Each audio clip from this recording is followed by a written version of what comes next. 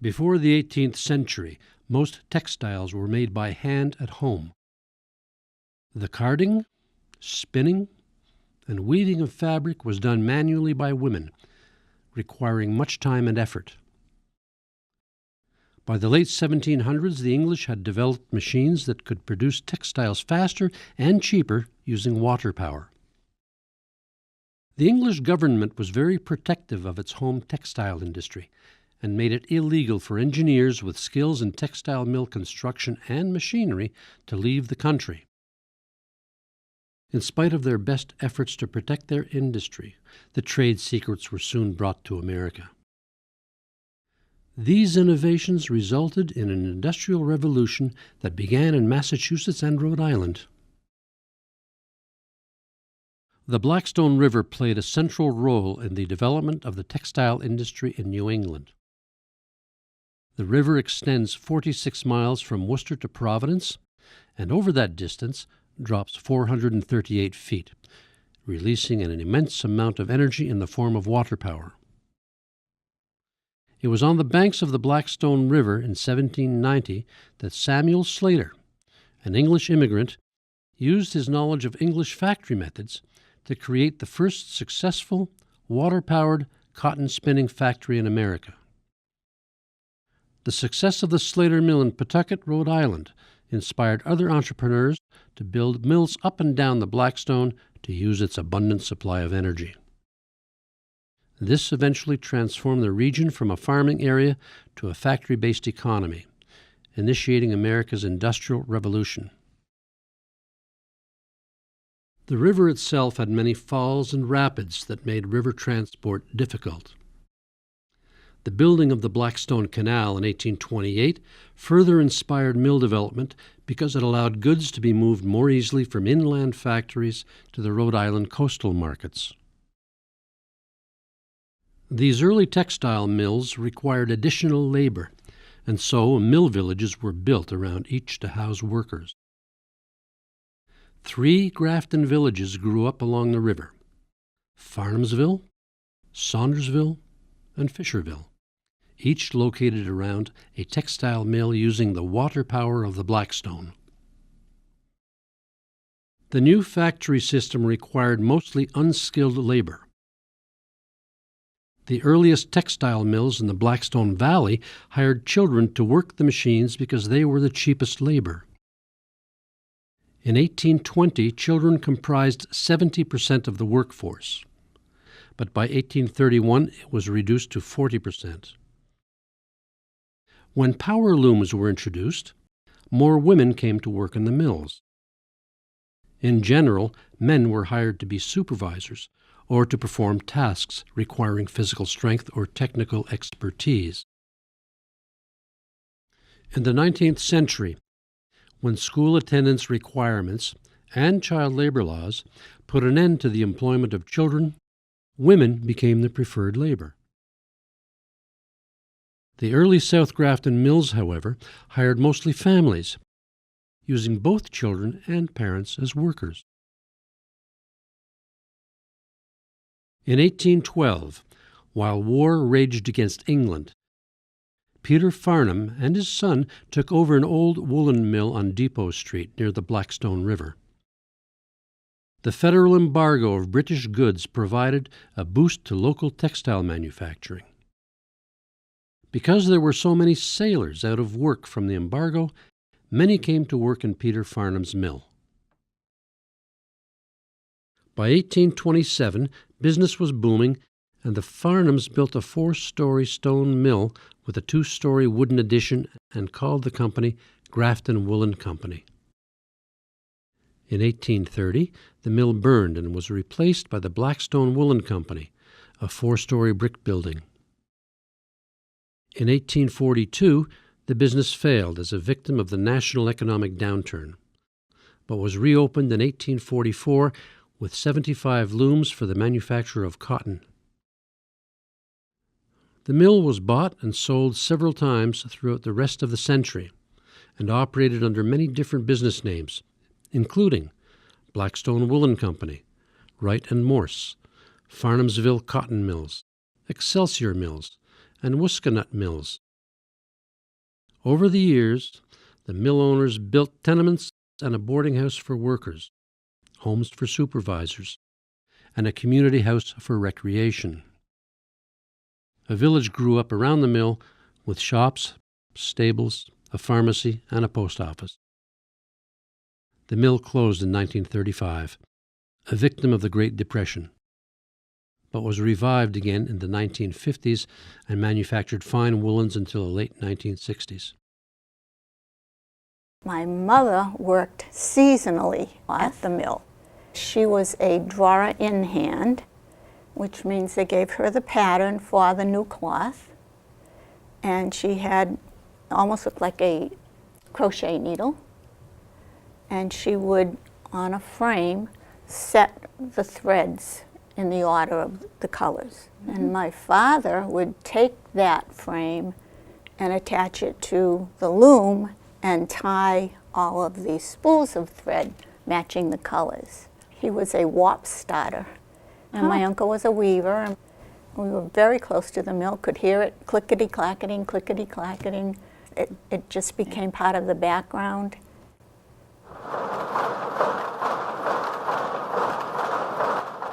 My father and uncle worked from 6 in the morning till 2 in the afternoon. No time left off for your lunch. And my mother would every day make lunch for my father and my uncle. And we would bring it because we lived close by. There was a chain link fence around the mill. My father would come out the window of the weaving loom, and he would come over to the fence, and we'd reach up and hand it over the fence. My dad worked in a mill, worked at Waskin at Wisted on Depot Street, and he was a loom fixer. He used to have sections, the looms they had to take care of. Maybe 7 or 8 looms they had to take care of. When they broke, they had to fix them. In 1939, the Farnumsville mill housing was sold off in a giant auction. They would auction off a half of a house, a duplex, or you could buy the whole house. They auctioned off a lot of land. At present, the mill complex still exists and has retained many historic structures, including the floodgates, a gatehouse, and 2 dams. The mill village that later became Saundersville was created in 1829, when David Wilkinson built a textile mill along the Blackstone River near the Sutton border. This had originally been the site of a dam which powered a shop for making scythes. Later it had been converted to a grist mill. In 1835, Wilkinson sold out to the Saunders brothers, Israel, Benjamin, and Ezek, who built a new 3-story granite mill and called the business Saunders Cotton Mill Company. The mill produced cotton twills, coat linings, and cotton sateens used in women's undergarments. By 1880, the company employed over 200 workers, mostly Irish and French. A boarding house was built for unmarried workers, and tenements were built nearby to house the workers' families. The mill also owned 2 residences and a 200-acre farm. Ezek Saunders built for the village a schoolhouse, a store, a post office, a church, and a library. The village that grew up around the mill also had 50 houses, a grist mill, a blacksmith shop, and a wheelwright shop. After the death of his first wife, Ezek Saunders built an elegant mansion at the end of Elmwood Street for his second wife. It was 3 stories high, with an interior finished in black walnut and chestnut. In 1880, in order to pay for his mansion, Saunders was forced to sell his shares in the mill to the Whiten brothers of Whitensville. Under the Whiten brothers, the mill, at its peak, had 500 looms and employed about 300 workers. The Whitens made many additions to the mill, including a 2-story brick storehouse. In the 1920s, they converted to automated looms. But by 1925, Southern competition and the introduction of rayon and silk for women's undergarments had lowered the demand for the mill's cotton products. The Saundersville mill was forced to close. In 1929, the Vanadium Wire Company converted the property for the production of steel wire, but went out of business during the Depression of the 1930s. In the 1950s, the building housed chickens for the Saunders poultry farm. The mill was finally demolished in the 1970s. In 1830, Timothy McNamara bought land along the Blackstone River and worked jointly with the Blackstone Canal Company to build a dam near Cross Street. The first textile mill at this site was in operation by 1832. Over the years, it had many different names: Canal Cotton Company, E.F. Fisher and Sons, and Fisher Manufacturing Company. For 80 of those years, the mill was owned by a member of the Fisher family and produced cotton cloth and toweling. In 1879, it produced 1.5 million yards of cloth and continued to manufacture textiles until 1949. Originally, the mill site was considered a part of Farnumsville, but the name of the village was officially changed to Fisherville in 1882. The Fisher Mill created housing for their workers near the mill. The old village was situated on the north side of Main Street and was made up of buildings with 6 family units in each. Outhouses were provided at the far end of the street. A grocery store, barber shop, and post office were part of this early village.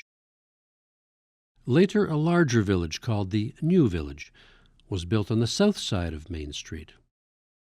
It had a large boarding house for single employees and homes for 2 or 4 families. Duplex and single houses were built along both sides of Main Street for the mill executives and their families.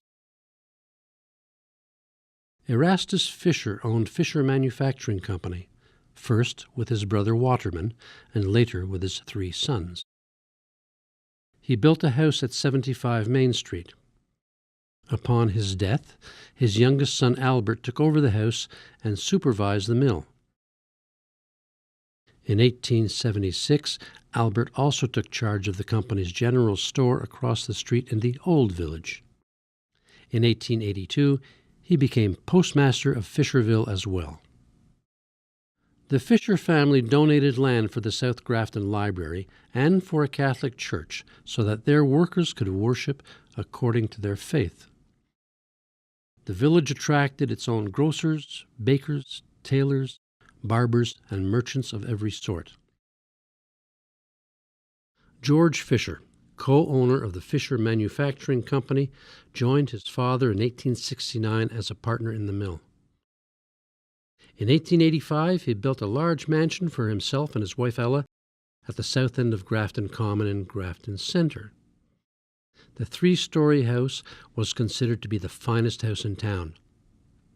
It had 20 rooms, 9 fireplaces, a reception room, a library, a billiard room, and a conservatory. The Fishers spared no expense. They used exotic woods and stained glass windows and many carved fireplace mantels. When he died 5 years later, George Fisher was one of the richest men in town. He left 1/4 of his fortune to the town for support of the library. The South Grafton mills provided employment for hundreds of Polish and French-Canadian immigrants. Many came for economic reasons and never intended to become permanent residents. As the ethnic communities formed, more friends and relatives came to join them. My grandfather, Walter, and his 2 brothers immigrated from Poland in about 1911. They arrived here. They were sponsored by Adam Petruska, who had jobs waiting for them in the Wasconnett Mill and housing farm. And my grandmother, Josephine Stanich, and her mother came from Poland from another region a year later. And by chance, they had met in the mill. And when they got a little older, they got married. The typical work week in the 1920s was 6 days, 10 hours a day, and the average pay was about $6 a week. The working conditions were terrible. The air was filled with cotton fibers, the noise was deafening, temperatures and humidity were extreme. Accidents involving the machines were common. After years of fundraising and construction, the Polish community was able to open the Polish National Home, a community center for their weddings and other cultural celebrations. We had so many Polish weddings that went on down a Polish club, Polish home. That's why we call it the home, because the families were always there. My grandmother, grandfather always danced. My grandfather was probably 6 foot tall. My grandmother was about 5'5". She didn't like to dance with him too much because he had big feet and she was small and dainty. So she used to tell me, "Come on, we're going to dance." So she'd grab me and teach me. Well, so I learned to dance. I was a little more her size. The French-Canadian community supported a French club as a way to maintain their culture. The two ethnic groups were joined by other groups, and all continued to live side by side in South Grafton, but maintained their individual cultures. The area that I lived in, Fisherville, was mostly the Canadian French. We had the French club, the English club, and the Irish club. All I knew was the Polish club, because that's where my family always spent their leisure hours. Both Polish and French Canadians attended the services at St. James Catholic Church. Every other Sunday the sermon was given in French. A Polish priest was invited to hear confessions from time to time. Fire was an ever-present danger in textile mills, often starting in picker houses where bales of cotton were broken open. Buildings lacked standard fire doors. Once they got started, fires were nearly impossible to contain. Sprinkler systems were not commercially available until the 1870s. Firefighting departments and technologies, if they existed at all, were very limited. In 1853, the town formed a fire department. Each specific end of the town had their own fire engine company. South Grafton was the Blackstone Engine Company, Rescue Engine Company in the center, and Emperor Rescue Company in North Grafton. And then the very next year they built 3 buildings exactly alike to house them. Between 1830 and 1881, the South Grafton mills experienced 3 major fires, 2 at the Farnumsville mill and 1 at the Fisherville mill.